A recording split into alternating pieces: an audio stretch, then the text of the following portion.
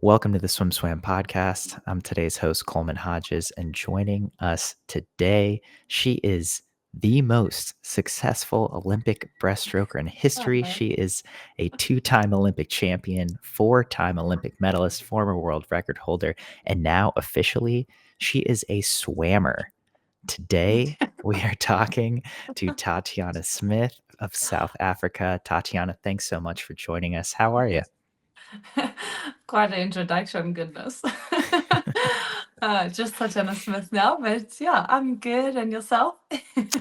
Yeah, I'm doing well. That's Thanks so good. much. Thanks so much for joining.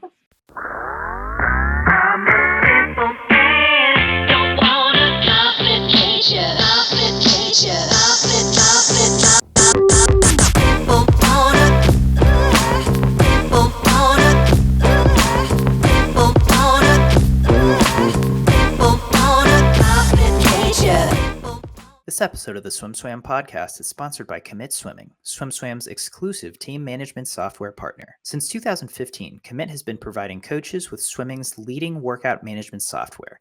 And now, Commit has team management software too. Commit wants to help you make the switch from Team Unify to a simpler, more powerful solution. Their onboarding and customer service team will walk you through every step of the way. Check them out at commitswimming.com to book your demo today. That's COMMIT swimming.com. I've never gotten the chance to speak with you, I don't think so. I know. I'm just really excited to sit down and hear about your Abs- swimming career and honestly, life after swimming as well, because Yeah.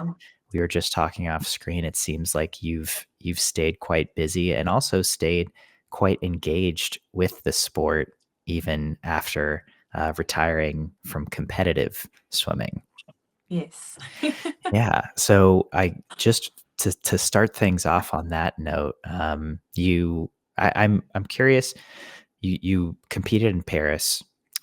Did you know that that would be your last not only Olympics but competition as a competitive swimmer? Were you pretty much set on being done after Paris? Actually not. Um, I I definitely knew I wasn't going to go to LA. It's a bit Okay. far stretched. But I felt like I also wasn't sure if I would still compete for South Africa again. So that meant any massive international competition. But I was definitely keen on going to the World Cups a bit. I think during my career I've always like stuck to like staying at home. So it would have been quite cool to go and try out the World Cups. And yeah, I think I would have just used that time after Paris to process whether I did want to stop. I think retirement's always like a journey that you walk to decide like when is the best time to do it. But it actually happened between the 100 and the 200. It's quite a cool story. Just a little background from South Africa is we don't necessarily, as individual sports, get the support that we need, especially not financially. So I would have gone to the World Cups to kind of just get some money, just so that I can have a bit of a savings, and just like a little bank, because obviously as athletes we retire twice in life. So just to like when you're busy getting your feet, just to have that security of finances and stuff. Because we rely a lot on sponsorships on this side, and majority of sponsorships are based on performances and incentives. So only if you win a medal, you get money. So it really did put pressure on, but it also yeah made me think, okay, maybe I should carry on in terms of like still trying to get some money out of this, and make a living, so that I have that security when I do retire, that I could peacefully decide what I want to do after. But then I just felt that it was very much against who I was as a person. I never did swimming for the money. I did it because I just really, really loved swimming. So I think it was just that conflict in me that I would be carrying on for the wrong reasons and that it wouldn't be true to myself. And yeah, I think I just called my husband. I told him this, and he said it was actually so like he wanted to tell me something, and it happened to be like just a confirmation. And yeah, I then decided that I could like share this with everyone in the family because they obviously have to know now this is my last race ever. And my coach. So yeah, I think it was very special because I think us as humans, we don't necessarily always know when it's our last time. Like, when's the last time we're going to see someone? When's the last time we do something? And just to be able to know that this is the last, and this will be the last race. My parents would see me live, telling my coach every session, this is the last warm up, this is the last cool down.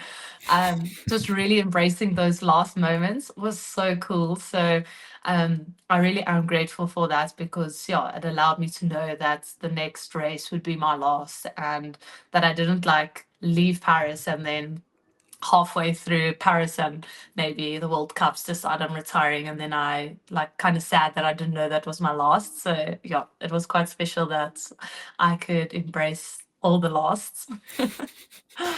No kidding. I mean, that's but I'm thinking when I hear that, it kind of stresses me out because the Olympics is there's so much going on at an Yeah, Olympics, right? And it's no, so much. there's so much pressure. I assume there's Yeah, so much fun. There's so many highs and lows that yeah.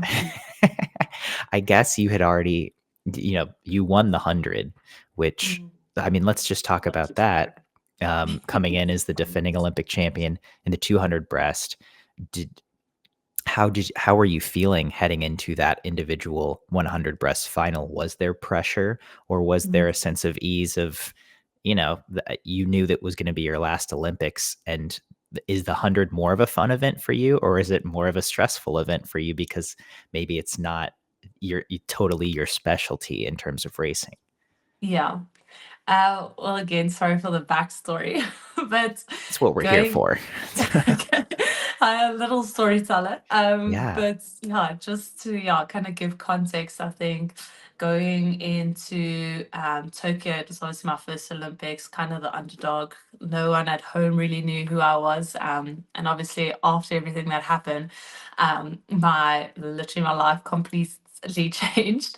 Now you have the whole country because in Tokyo we only had 3 medals overall of all sports, and I had 2 out of the 3. So I really put the standard on my own bar very high for the South Africans because I came back. My name in South Africa is called Golden Girl. So it was almost like that pressure of South Africa doesn't like. I don't know if they'll be okay if I just come eighth. I mean, the standard is gold. So it kind of is like I have to win gold because, yeah, the country is literally waiting for me to win gold. And again, we don't win as many medals. So we're lucky. I mean, we had a really good Paris. We got 6 medals, which was amazing. But again, I was the only gold medal. So going into the 100, I think for myself personally, because I trained for the 200, obviously my focus was more on the 200. And I almost felt like the pressure was obviously more there because that's where I won gold and this is where like South Africa. But I think what was so amazing about the 100 is, well, firstly, because I don't like the 100 is because 100 is such a tight race. I know, I mean, you can think about the athletics, the 100 meters, it's like this much, and literally anyone has a chance. I've always believed if you have a lane, you have a chance. And for me, the 100 was always just to give me kind of just an idea of what I can expect in the 200 and just that like front end speed. So I never go in there thinking I didn't think I was going to medal at all in the 100. So, but again, I had a lane, so I In just wanted Paris, to make you sure. didn't think you were going to medal? No, my coach actually thought I was going to scratch the 100 in Paris. But I committed to it. But yeah, I just went in there, and the thing I wanted to take out of the 100 is I waited 3 years from Tokyo. So Tokyo was an amazing race where Lydia won, and I just remember obviously having Lily, the previous Olympic champion, next to me, that she was the favorite for the win. And I knew I just had to keep up with her and stay with her. That I ended up obviously being so focused in my whole race of her because she was the one to beat. That, yeah, it was, I actually ended up laughing the last 25 in the sense that, like, wow, what an amazing race, because Lydia just came past and I just had nothing left in me. And I thought, wow, she executed this race brilliantly. And I just thought, wow, what a champ. And I just laughed while I was in pain, but it was so cool. But the one thing I took from that race was, if I swim this 100 again, I have to stay in my own lane. I can only race the bit like the base version of myself if I'm racing my own race. So I waited 3 years for the 100-meter final just to really focus on my own race. I knew my stroke. I knew my stroke was a bit slower than the rest of the field because I'm more of a 200 swimmer. I knew my first 50 wasn't as strong, but just staying confident in my own race, knowing that maybe my second half was a bit better. So I knew a lot of the girls would turn ahead of me because they knew like that was their strength in the race, and I had to stay confident in my strength. And literally the last 25 meters, I just closed my eyes because I knew like it's so easy to get caught up in the race, and then you start stressing out and then you start tensing up your stroke. And I just had to stay calm because my stroke is much better when I'm just relaxed and I have my distance per stroke. So yeah, and then when I touched the wall, I honestly didn't think I medaled because I was quite far behind. But yeah, when I saw that red light and I saw only one, I was shocked.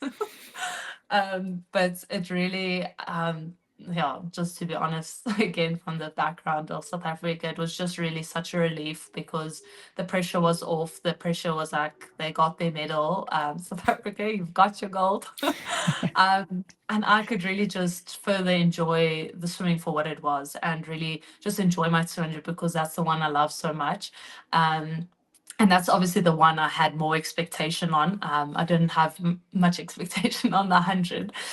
So the pressure was still on, but more from my side than from South Africa. So I think it really just lightened my burden in the sense that like I didn't have to stress about that, and that's I could actually just have fun in the 100, obviously on the 200, obviously not knowing that the retirement part was still about to happen that night. Mhm. But yeah, it was a very special race. Yeah, never did I think I would ever win gold in the 100 meters. But yeah, it was quite cool. Yeah, I have a couple follow-ups. And through prelims and semis of the 100 breast in Paris, you were Yeah. 105.00 in both prelims and semis, and you were top seed in both.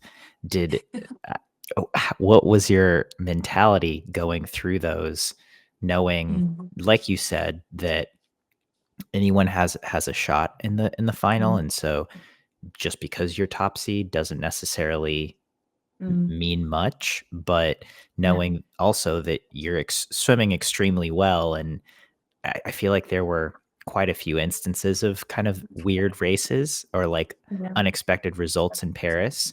And, Yeah. people kind of talked about the pool depth and this and that. But I mean, in the end, you're just racing, it's like you, Yeah, you, exactly. you have to just go out there and do it. But Yeah. how are you feeling about your 100 race, knowing that you were Mm, going 105.00 both in yeah. prelims and semis? Yeah. I think obviously the heats are always like the icebreaker. Mhm. Just kind of, I think, to see what to expect for Paris. Because I think you can feel good in training and stuff, but when it comes to racing and stuff, you actually kind of almost have not no idea, but you're hoping that it goes well. So when I did swim the 105 flats, I was actually really, really happy with that already. I think I could have left the competition there. It was just, I think coming from like Tokyo, I just never got to my times in those 3 years. So that was kind of the closest I've ever been to my times from Tokyo. And I think it's so cool obviously as athletes, we just want to kind of improve on ourselves. Because even if I swam a PB and I came last, I couldn't have given than anything more, and it was the best version of me. So I think it was quite nice to see, okay, this is where I am, and just kind of figure it out. But I always know, in any race, no matter what the past is, if I've had a silver medal in Tokyo or whatever, like on that day, we all are equal. We all worked equally hard to get that spot, and get a space in the finals.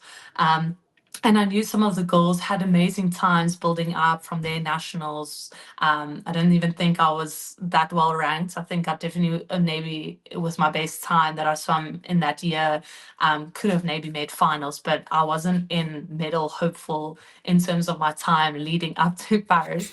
So I knew the girls definitely probably have something in store, and everyone's going to go out there fighting and giving their best. And you can't disqualify anyone out of that race. And yeah, I think that's the beauty. I think sometimes us, unfortunately, as South Africans, because we don't have the facilities that other countries have, we don't have the same things that we face.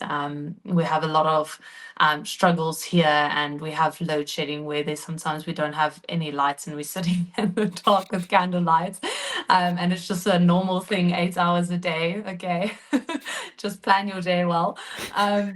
But we it's just we've always had this mentality of, or we sometimes have the mentality that how can we compete against athletes that have the facilities, that have all those things. We can't, so we almost feel like inferior, and like we can't achieve the same things. And yeah, just having to believe, yeah, in ourselves, and saying, well, no one really paid for us to sit in that, like in that lane. Yes, we have previous Olympic champions and we have previous world record holders, but again, today we are equal, and it doesn't matter what you did in the past. Today is different. And yeah, I think just having that in the back of my mind and saying like, well, I can believe in myself, and I could potentially win, but I also couldn't. And it's not about the win. I think if I came last, I would have just been equally happy, because I get a chance to race an Olympic final in 100 meters. So I think that's already an achievement. um, but yeah, I think it was very special and it was very unexpected. But yeah, again, it's amazing racing those girls and seeing the next talent come up. So then you get this result, you win the 100 breast. Do you think you would have known that you were going to retire had you not won gold?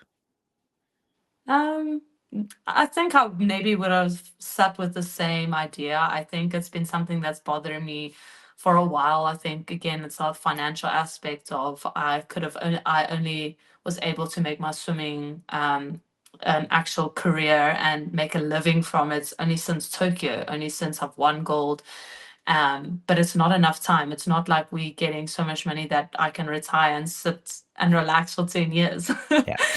It's just enough to have the security of, okay, I have 6 months to figure it out. And then I have to go on with my life. So I think it was just, that was always in me, like always in the back of my mind, thinking like, I'm going to the world. Obviously, I'm thinking going to the World Cups. How am I going to come back from training? Like, I have to go from Paris straight into training, because I can't just take a break and then pitch up at the World Cups. So I think those things are constantly sometimes playing. So I think whether I won gold or not, I think the pressure would have just been a lot more in terms of like external pressure on the 200, where I feel like a lot of the external pressure really was taken off my shoulders after the 100, just because again it was the the only gold medal South Africa brought home. So, yeah, so it really helped me to just kind of just enjoy swimming for what it was, and yeah, enjoy the 200 and have a really good race. Yeah. So yeah, kind of getting back to a point I made earlier, knowing or coming to the conclusion that you will retire after an Olympics, whilst in the midst of an Olympics. It seems like a lot. I mean, was it like one moment, or did you sit down for like an hour and kind of ponder it? And then Yeah. how did you navigate both communicating to your circle, like you said, oh, hey, this will be my last race, I'm going to retire after this, while also like keeping your head on your shoulders and being like, well, I have another race to swim at the Olympics? No, I can see how this can become a bit much. Maybe I was underestimating it. But I think you can't really process. I mean, it's a decision you make, but you don't really, the emotions towards it is Mhm. not yet there. I think I'm very good, um, which could sometimes be a bad thing in compartmentalizing. How do you say the word? Compartmentalizing, yeah. Yes, that. I'm very good at that in terms of like, yeah, if there was anything that I can easily like put it to a side and really focus on my swimming. Um, but it was challenging because I remember I had to tell Rocco, my coach, and then I had to tell my parents. And Rocco's reaction was not what I was hoping for. He was very much like, okay, game plan for tonight, this. And I was like, no, I don't think you heard what I said. I said, I'm retiring. But I think he just, again, I think wanted to make sure that I was focused and that the race is not over, and that I have to be still focused in the swimming, which I definitely was. I think I just wanted to share that moment with him. I didn't want to leave Paris and then tell everyone like I'm done now. I really wanted to experience it with the people that have been there from the start and just allow them to embrace the moment just as much as I am, to know that they're enjoying this, my last live race for my parents. And Rocco, the last time he'd be on a international stage where I'll be swimming and I'll be one of his athletes. So I really wanted them to experience that as well. Obviously, I can't control how people's reactions were, so I was a bit nervous to kind of tell my parents after Rocco's reaction. And I mean, this was literally, we had one day between the 100 and the 200, Right. and yeah, it is actually quite, now that you put it into perspective. I don't know why I was doing that, but I just had absolute peace. So no matter what, I can't Yeah. control his reaction. I just had to make sure I knew that I had peace. I think sometimes that could throw you off to make like wonder like, is it the right decision? Is it not? But yeah, my husband was very supportive in it. And when I told my parents, they were very happy. So I even told some of our swimmers, the two girls, Erin and Kelina, I also told them before the next morning of the 200. But I think what the nice thing is, we obviously have the 200 heats. We just we just have to see how it goes and try and at least make the semi-finals. And then I think you again in the mindset of, okay, we're back to racing. So I think once I've made that decision, I had time to process it for the day. Yeah. And still processing it.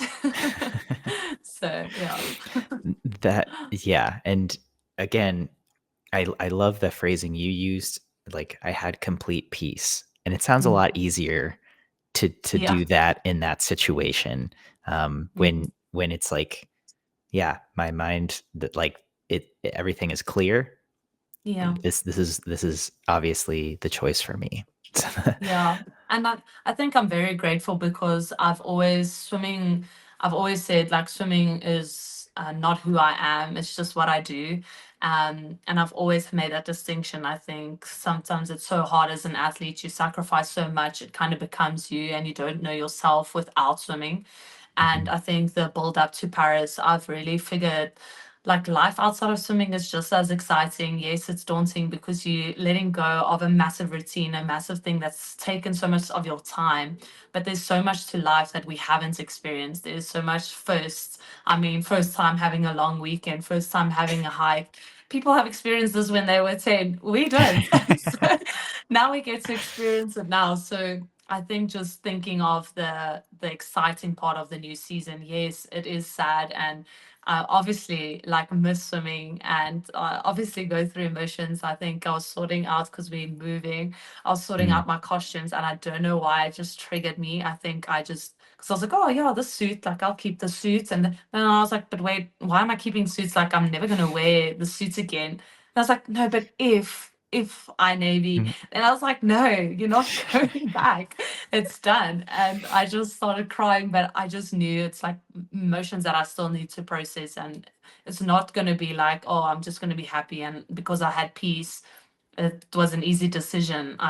There's still those emotions that are going to come through, and just surrounding yourself and making sure the people around you can just remind you of that day that you did have peace, and reminding myself that on the day I made that decision, I had total peace, and that's this is just the process of like moving on and figuring life out without swimming. It's challenging because it consumed like 6 to 7 hours of your days. It's a lot of free time. Right. It's a lot of time not worrying Yeah, about your health, right? no, Or like your exactly. fitness or yeah. But I love that you shared that because I feel like that's a healthy way to think about Mm, it and to approach it. Like it's not you made the decision in one day, yeah, but it's not something that happens in one day. It's something that yeah, happens in months, right? Maybe no, even I don't exactly. know, years, but it happens over a longer Yeah. period of time.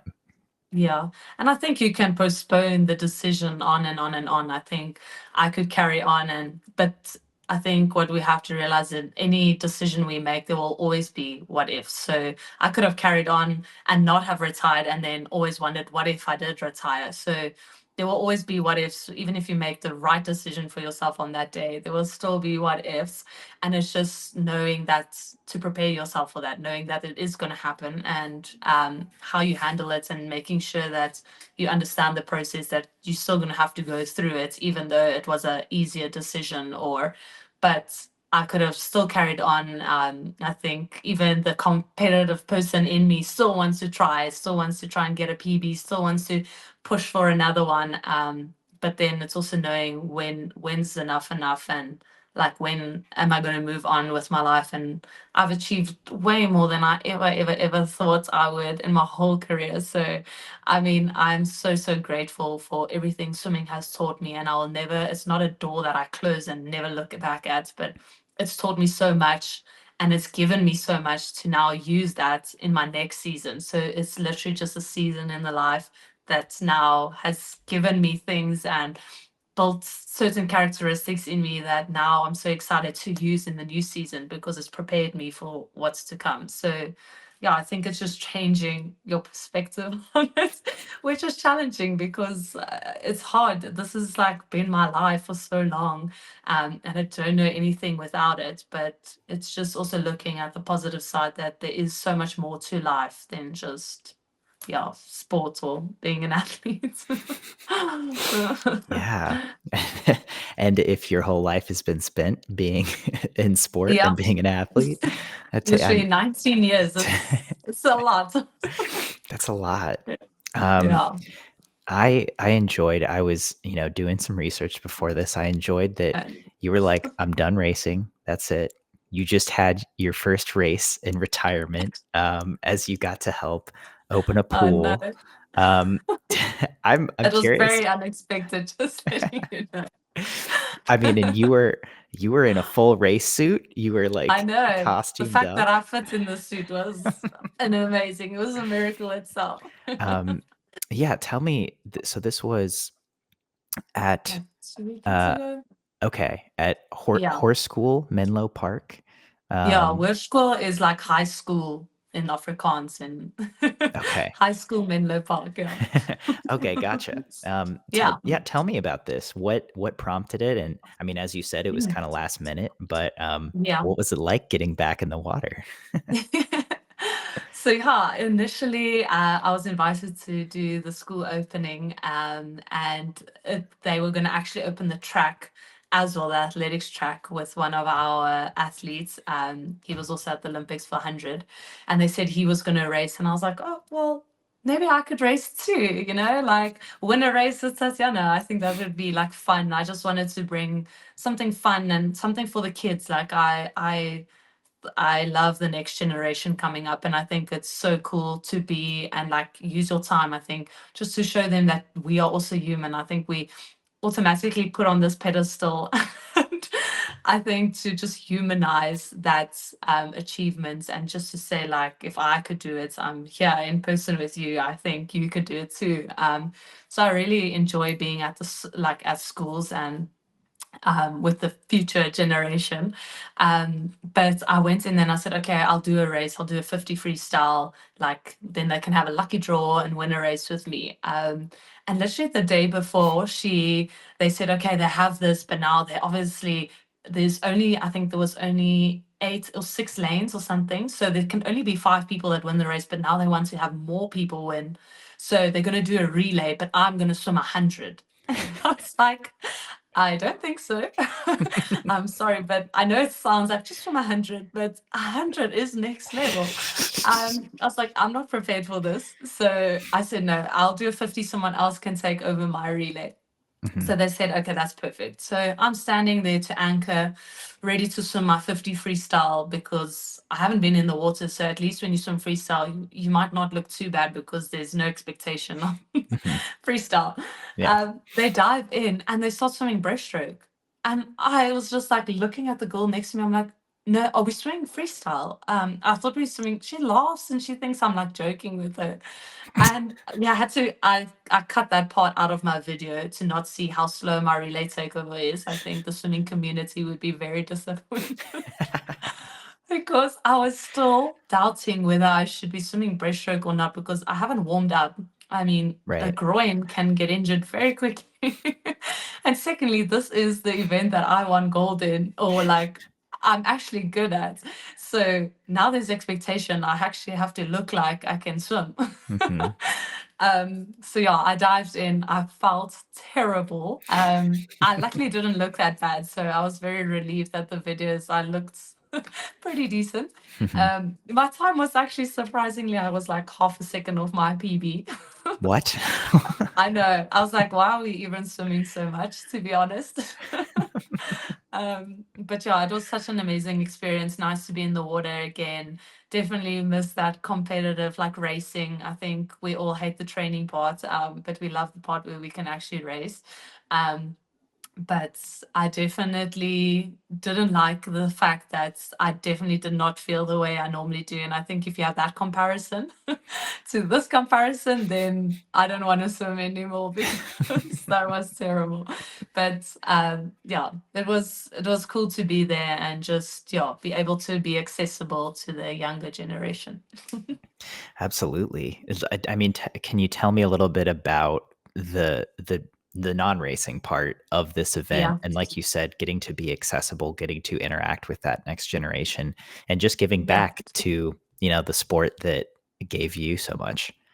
Yeah, exactly. I was also very fortunate. I said to them they must actually adopt me as one of their school kids, because I've never been in a school where swimming was like a sport.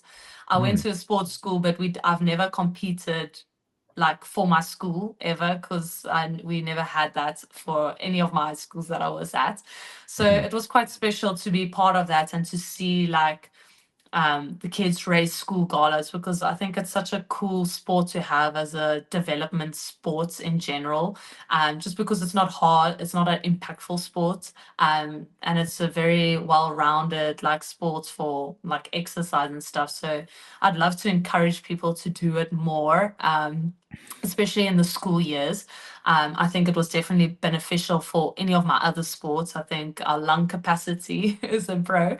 I think we have massive lung capacities. I can definitely feel that when I'm running. I'm not as out of breath. It's more my legs that are sore because my legs are just not used to running and all that impact. So they're more fatigued, but I'm not as out of breath as I thought I would be. So it'd be cool to like encourage kids to do swimming as a sport, especially just like in like school years, just to get that development. And I think it could be such a beneficial thing for any other sport. But yeah, it was just there taking photos with everyone, signing caps and that, which it's gonna come off anyway. But I think it was just the idea that you make time and that you take time out of your day to go see them and to say that this I'm not better than this, and that I want to be just as part of it and be there to encourage and to allow the other kids to also believe in their dream. I never ever thought in my whole life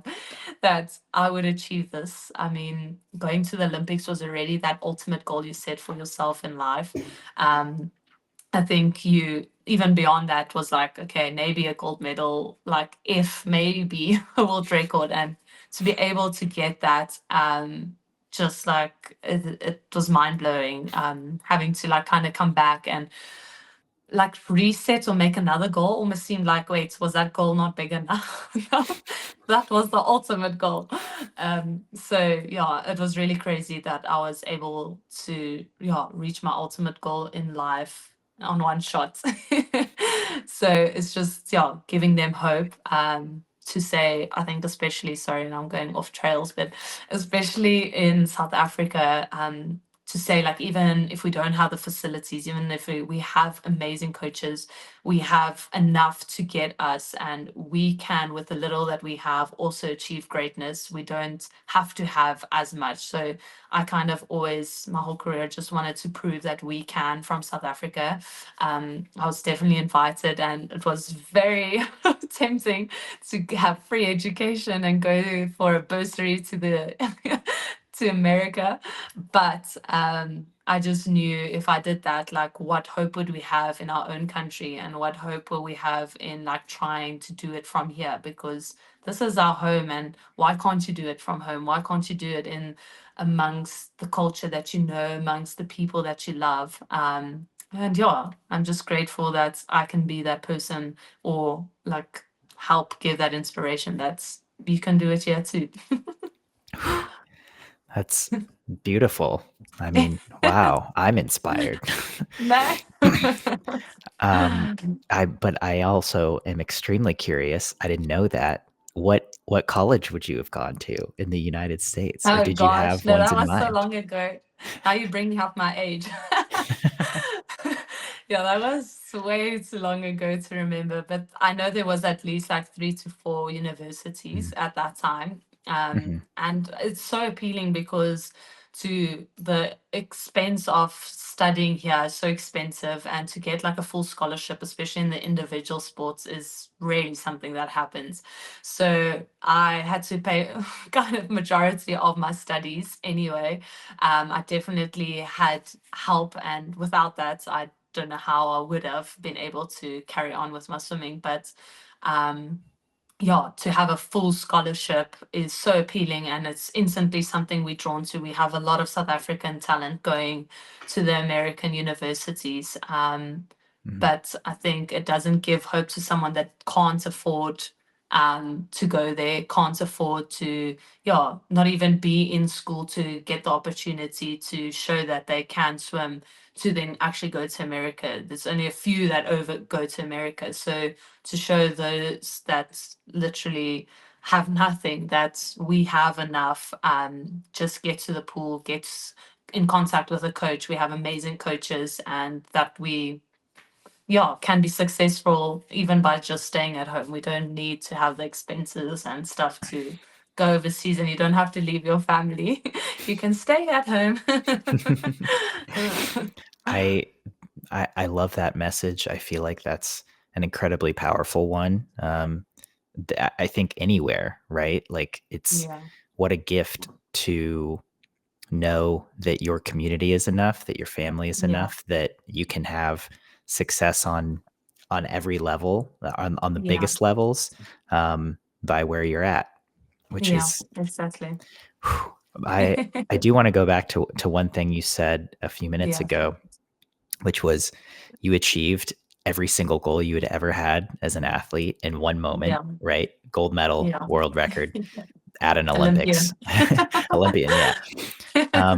So then that season or 2 seasons, or the time following that, how did you reset your goals? Because Yeah, obviously it's like, what was this not enough? I thought yeah, I thought I already did it. Now I have to do more. which is, Yeah, exactly. I feel like the mindset that many athletes are trained to have, right? Like, what's next? Yeah. What's next? No, exactly. Yeah, you almost feel kind of like purposeless because in my mind, I've never had this where I have to be a double Olympic champion. The fact to just be an Olympic champion was like, that's impossible, but I'll try.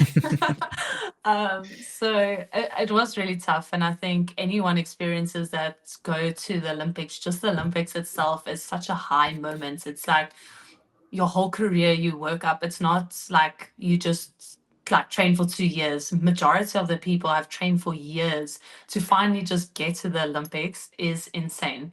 And everything is evolved. Like if you're training, you know, in the back of your mind, it's Olympics, Olympics, Olympics. And then that moment comes and it's gone like that.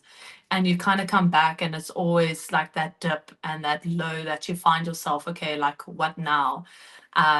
And for me, again, it was like I had no desire to be double Olympic champion. So, like, to reset that goal into like, well, that would be the next thing, the next, like, impossible is to get it again. So that's kind of like the way. But for me, it was just, it was never about the medals. I never went into Tokyo saying like win or nothing at all. Like it was really just to go there. I've always felt like I was blessed with this talent, and to use this talent to glorify God by just always giving my best, showing up. No one expects more than that. Um, and just I think for me it was also that medals, and like we have a new world champion now in the 200, or Olympic champion in the 200. My record has been broken, so medals and like records and stuff, they get broken, but at the end of it you remembered for the person that you are and how you made people feel. And I just always felt like I wanted to be in that space, and I was blessed with the platform that I have to reach people and people from other countries, and just to be able to spread like the South African love and just God's love, and just allow them to, yeah, to experience that. So I think going into Paris, the mindset was, of course, like as an athlete, you want to do well. I, for myself, want to prove that I can maybe swim the times that I did at Tokyo. But it was never, if I don't win a medal, like that, like I'm such a loser. It was, yeah, I wanted to go out there and again just like use my personality and allow people and celebrate the new champions, because there's always going to be new people, and it's amazing to be in that pool to come second in such a tight race. Anyone in that race could have won, and to be able to finish in such a tight race and to see the new people come up, and to know like how much that meant to me in Tokyo, of like just as an athlete, like to achieve that is like incredible. So you just wish that for everyone else. I wish all my South African teammates could get it as well, just to experience that. But again, yeah, it wasn't an easy process, and it was definitely being surrounded with the right people. Was the crucial point. I think, I don't know if you saw, I had a t-shirt that I wore to Paris, and it was just the village. That, I know swimming is individual, but it's really only individual when you dive into the pool. You're the only one executing the race, but to get to the blocks, it took everyone. And it's really something as small as I had a few coffee baristas in the close by coffee shop that I end up going way too much. But just them, and what an impact it has on people, just on how you treat them in that moment, that they were friendly, where I didn't even want to go to swimming. Like, I don't know what the goal was here. And just them making me feel better as a person gave me the energy to go to the pool and just pitch up and be consistent. And the more that flows, the more you start finding the love for the sport again, and seeing it in a different, that it's not again about, it's so easy to fall in the trap of achievements, but what is the purpose behind the passion? Achievements can't be the thing that drives passion, because you're not always going to achieve, and it's not always going to, we know swimmers, we can go like years without seeing a PB and we still pitch up. So it was really just reminding myself, why did I start, and having that passion, or like the purpose of just going out there and glorifying God, and like making an impact and making people feel better, and Yeah, those people play such a huge role in my life, and how can't I share that little bit of love to someone else inside the pool? So Hmm. I, I, well said. How long did it take you to rediscover that purpose after Tokyo?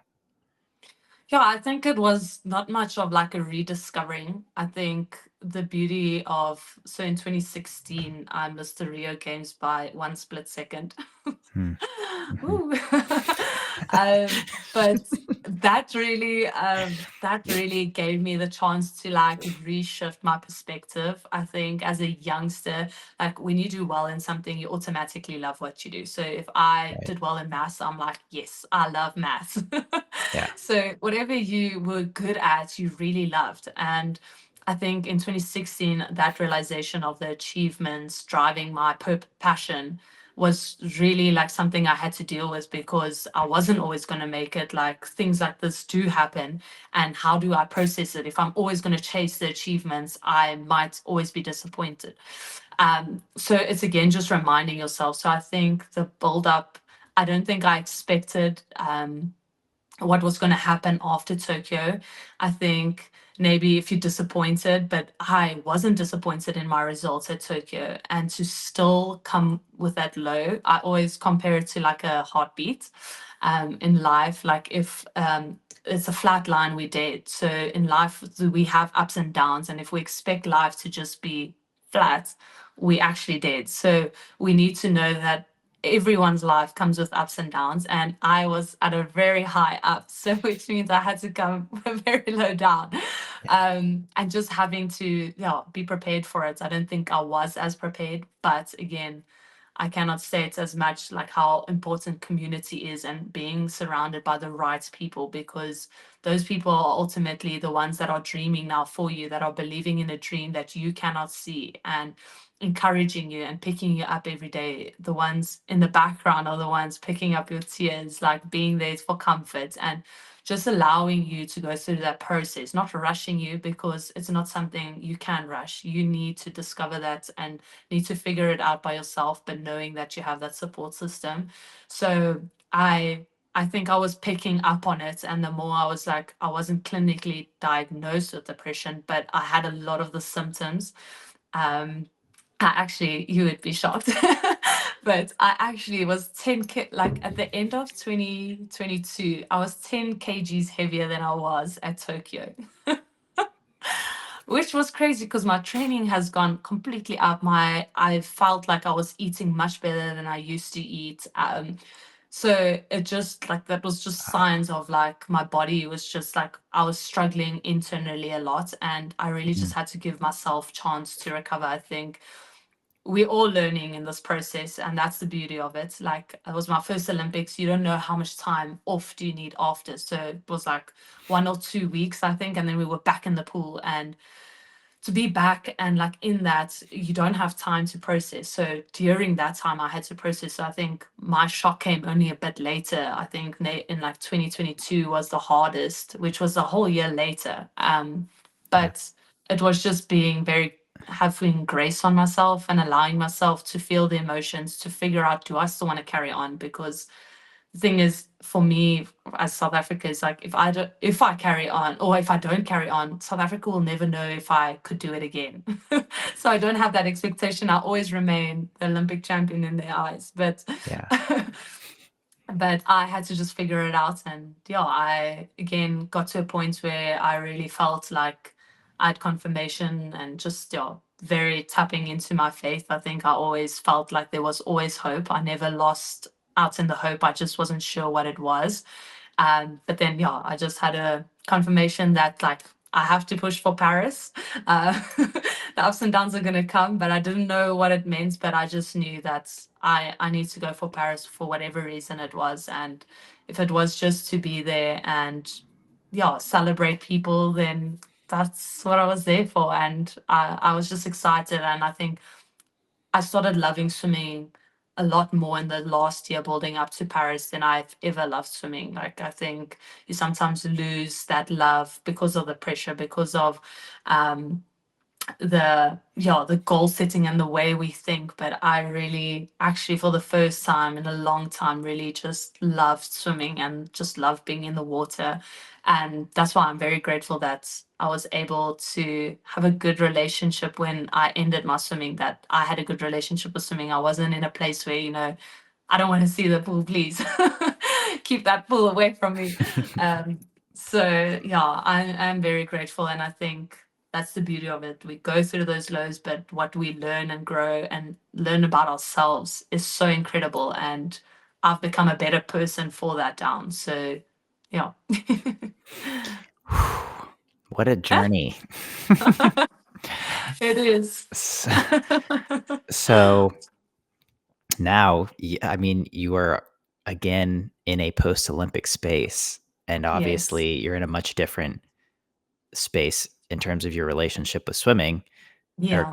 competition. But how has this last few months felt different for you in terms of coming off of the massive high of an Olympics? Yeah. I think it's different in terms of, like, I haven't really almost like I haven't really taken in what I've was able to achieve in Paris. I think my shift went back to obviously the retirement and dealing Mm. with the process of retirement and taking it day by day. So I think in terms of achievement, I think Tokyo was very much more. I just got back from, like, achieving the biggest thing ever in my whole life, and now coming back, it's like the achievements have fallen away because the retirement part has kind of overshadowed it.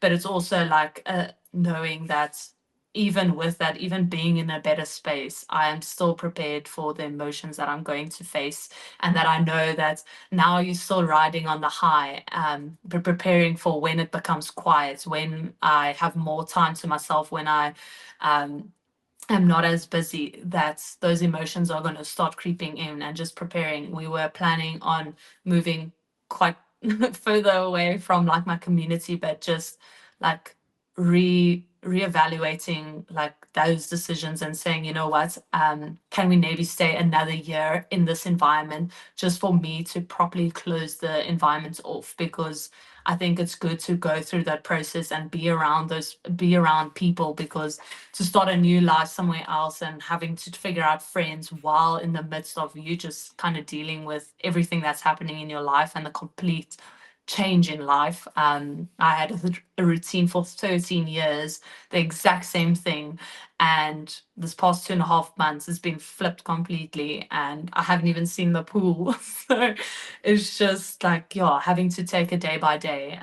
But I think the beauty of what Tokyo has taught me is that I am a bit more prepared, and I know that it's going to come, and I can't think that it's not going to happen to me. I think in Tokyo, you um, ignorant, and you think, oh, I don't think it will happen to me.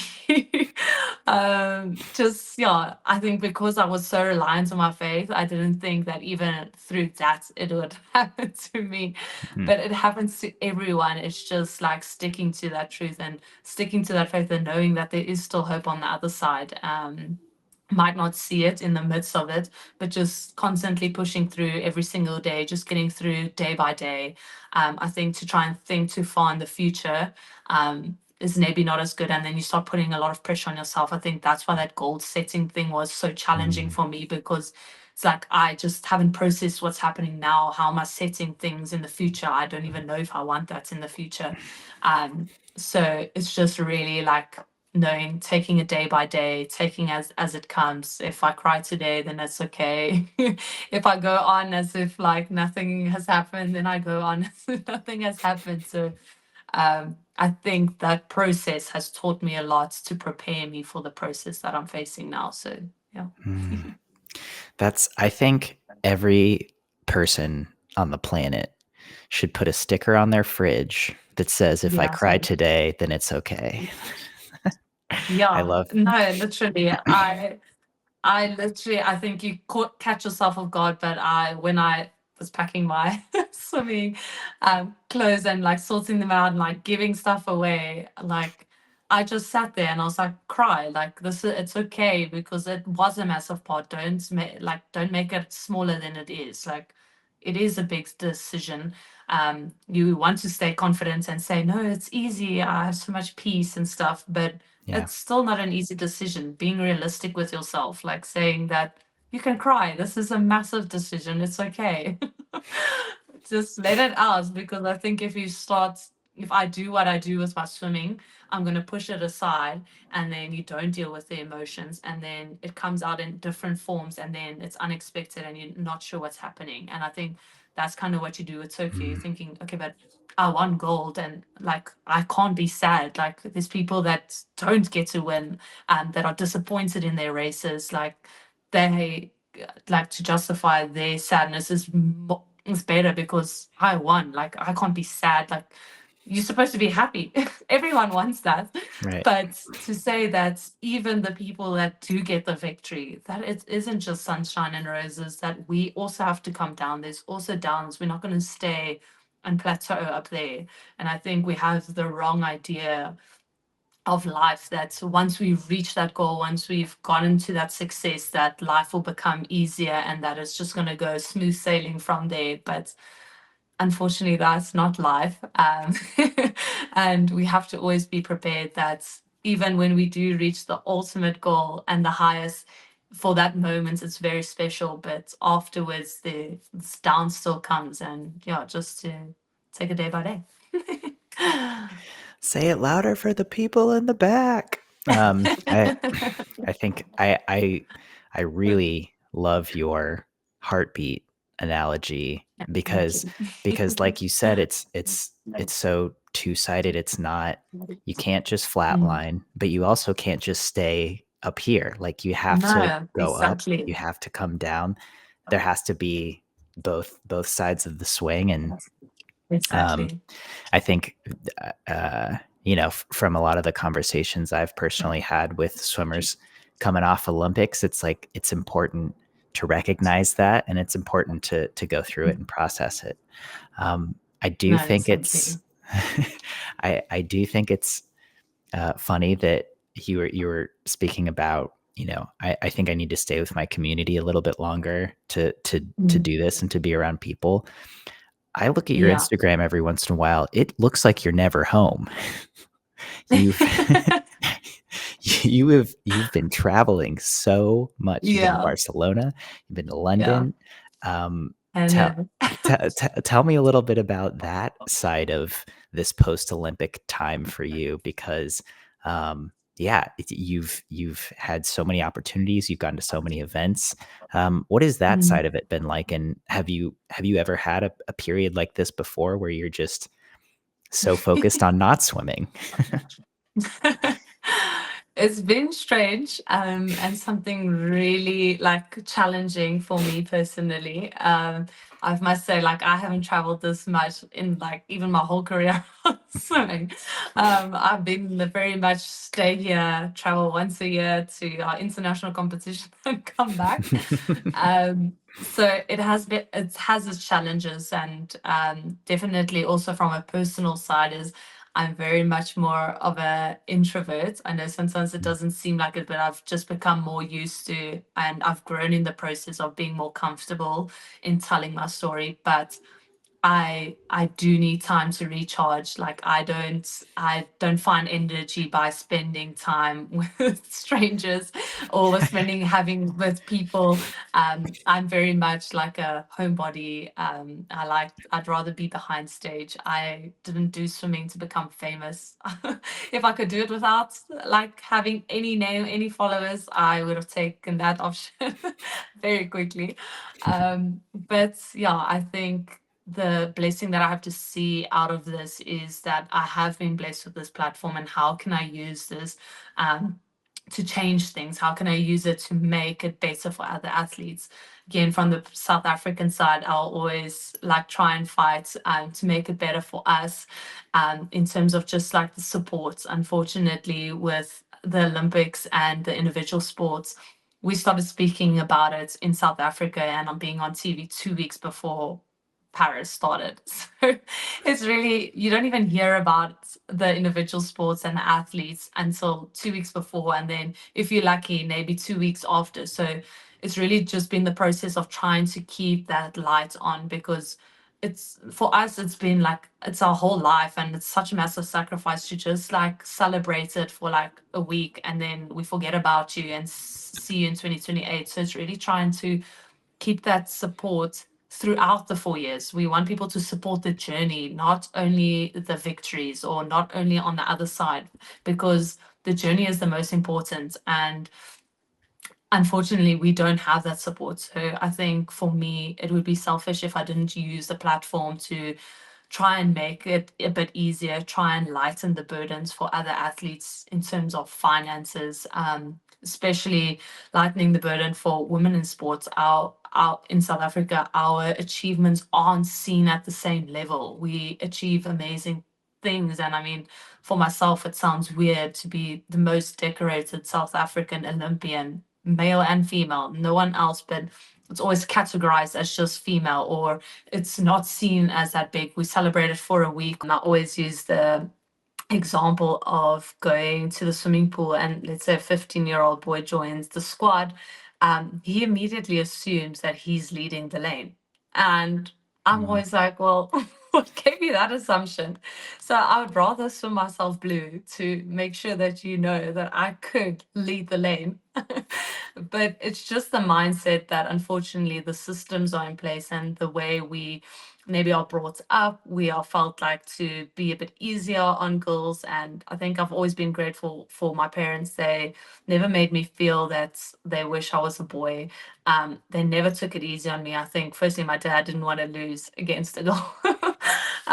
But secondly, I've never felt like they went easy. So if you're playing a game of tennis and you can just pick up, I caught my husband doing it the one time. I saw him hit a certain ball to when they were playing with the guys. And I said, but you've never served like that to me. I know it's a very tough serve and I'll probably miss it, but you've never done it, which means you've taken it easy on me and I don't like it. Is someone I'd rather lose, but like I know you gave your best. But so it's really it. I won't say it's going to be an easy challenge, and it's definitely just like subconsciously the way we think and how we've been brought up. That we think of maybe women's achievements as lesser. So it really will be like a system change. But I think if we can just implement things that's, yeah, maybe I'm not system, but just helping that next generation, obviously for individual sports as well, especially for swimming, just to make that burden a little bit lighter, to not have to worry about the financial pressures, to not have to worry about, because that just makes it so much easier. Because to be honest, like I honestly don't understand or know how I even got through it. Everyone asked me like, how did you manage it? And I don't know. I just did, and I don't know why, and I don't know how. I wish I could, but I just know that that took a lot out of my energy, and a lot of the time I was wasting in wondering, like, am I gonna be able to like pay for myself? Am I able to gonna make this as a career, or am I gonna have to actually stop swimming and stop what I love because it's not bringing me an income, it's not providing, it's not giving me food on the table. So it's really like having to stress about that kind of takes the joy out of the swimming, and out of the sport. So if I could use the platform to, yeah, be in the rooms with people that like can buy into this vision. I think the hard part is the first person to take the step, because you don't know whether it will be successful. We believe that it would be successful if you do invest in the athletes, but we haven't seen it in South Africa. We haven't seen the benefits or the positive side of it. So now no one really wants to take that first step. So it's really just trying to, yeah, encourage people, sharing through my experience what I've experienced and how I think we can make it easier, and yeah, chatting to other athletes and asking them how it would lighten their burden. I think a lot of the times decisions in South Africa are made by people that aren't in the sport, that have never been like have maybe never even swum. So we really like we don't really get a seat at the table. So I think being retired, I've opened up the space to say it would be nice if we as athletes could get a seat at the table, and that I feel I could potentially be ready to take that seat and yeah, to help figure out how we can make it easier for the athletes. Because at the end of the day, those are the ones that you're celebrating, those are the ones you're sending and you expect the medals from, but the support isn't there. So it has to work both ways. Mhm. Yeah. What so far, or just in these last couple months, what kind of event, where have you gone, and Yeah, what kind of events have you been able to be present at? Be an athlete yeah. presence, have a seat at, a proverbial table at. I think it's hard because the systems are in place, so no one is taking the thing, but it's just allowing to go to those spaces to tell my story. At the moment, we're obviously closer to the end of the year, so I've done a lot of corporate talks. I think it's just encouraging them and motivating them and just sharing my story. And I think the beauty of sports is that this is just like my job and my career. It's nothing different to a job in the office. Yes, the challenges definitely look different and what we face on a daily basis, but what we can learn from each other, we can still kind of I can still take something out of someone's story that works a 9 to 5 job, because there's still similar things that we face. It just looks different. So I think we can learn a lot from each other. I don't think it's two separate worlds. So I think I've just been kind of chatting and telling my story and just like how I've been able to through the obstacles, how I've been able to get out, and maybe if someone can use that for their lives, then that's amazing. Or something that they find motivation to try believe in themselves, to not have that imposter syndrome of, okay, well, someone has a degree, like they're probably going to do the work better than me. But today when you're doing the work with that, it's equal whether you have a degree or not. Whoever does the work best is the better person for that job. So it's not disqualifying yourself from that race. So I think it's a lot at the moment. I think it's a lot of like motivational and just being there and just being in the right rooms. And I think people will buy into the story. The only thing I can do, I think I before put a lot of expectation of what people want to hear. Um, and what's the right thing to say. But all I can say is I can only tell my story and there's no right or wrong. This is from my perspective and I can just share, and hopefully people want to like understand more, want to help. Yeah, I'm just going to be there and share my experience, not from a place of complaining. Think if I was complaining or I had this victim mentality, I don't think I would have been able to achieve the things that I did. But now that I have, now I can stand from a place from, well, this is what I've experienced and this is what I think could help others, like, yeah, lighten the burden for others. Would you want to like play a part in that? So it's kind of just being in the right rooms at the moment, and traveling a lot. How do you feel like you've handled the travel? It's challenging and it takes a toll on your body. Yeah. Especially I think if you an athlete, you're very active. So I think you have a very strong immune system sometimes. When now with the traveling, you're obviously a lot more exposed to different germs. And I think if you stay in one place, you kind of get used to the germs around you. So when you're moving around, it's new germs. And so I think I've gotten closer to being a bit more sick a lot more times. And I think also by just like giving a lot, I think at the moment, because my personality is like I need to recharge. So giving a lot also depletes my energy. And then I think when you're at that space, you're obviously a bit more vulnerable to picking up, getting sick and stuff. So yeah, it has had its challenges. And also like being at home, like in the comforts, like I think because I haven't processed like the idea, I think it feels like I'm still on holiday and that I'm gonna go to swimming again, but it's because I haven't been in the environment long enough to realize that something is different. I've been moving around. So it's kind of, keeping me away from like dealing with those emotions. But I think that's why I just know that once it does come down and the dust settles, I'll be able to start dealing with that and just really like taking time to say bye to that chapter. Well, I certainly appreciate you coming on here and processing and saying goodbye to that chapter with us. It was What better way? it was so great to get your perspective on all of that, and I hope moving forward, your personal farewell to swimming goes as it should. And I mean, what do you see for yourself just in the next couple months, and professionally or personally or otherwise? Yeah, I think I'm excited for our holiday. We're going on a nice long holiday in December, so I think it's just kind of pushing through, also moving, so it's a lot of things happening at the same time.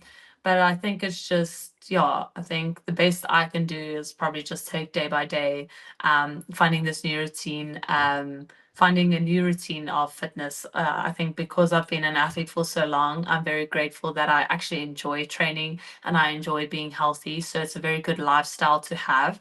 But it's just finding a healthy way. I think you're still in that mindset of like, if we have gym on Tuesday to like stay healthy, the one Tuesday it was moved very early and I overslept, and I was so hard on myself by saying, oh, she probably thinks I'm slacking. A new habit of I'm training 6 times a week already and running, and now I've shin splints, and it's just like I went full steam ahead in the opposite direction. So it's just learning that, but you learn like new things about yourself every day, and I'm excited to grow and to see like where this takes me, and the process of going through this like mental fights in between, like go and train, don't train. So it's gonna be a thing I have to take on every day, but I'm excited to like learn this new me, and the Tatjana without swimming and the Tatjana without the athlete's mindset of like just pushing and going. So Well, I feel like you've said it all. I feel like that's a perfect moment to wrap on. But Tatjana, thank you again so much for taking the No, time to sit thank down and you. chat. No, it was amazing. Thanks for having me. And it's always nice to still be kind of part of the swimming community. And I think that's the blessing is I think the veterans are not away, and I've always been open to like sharing my story, and I'm just grateful that I was able to have this platform to share a bit of my side, and hopefully my story can relate to someone and they can take something out of it to give them hope and courage to chase their dreams and know that they can, no matter where you're from. Don't disqualify yourself from the race.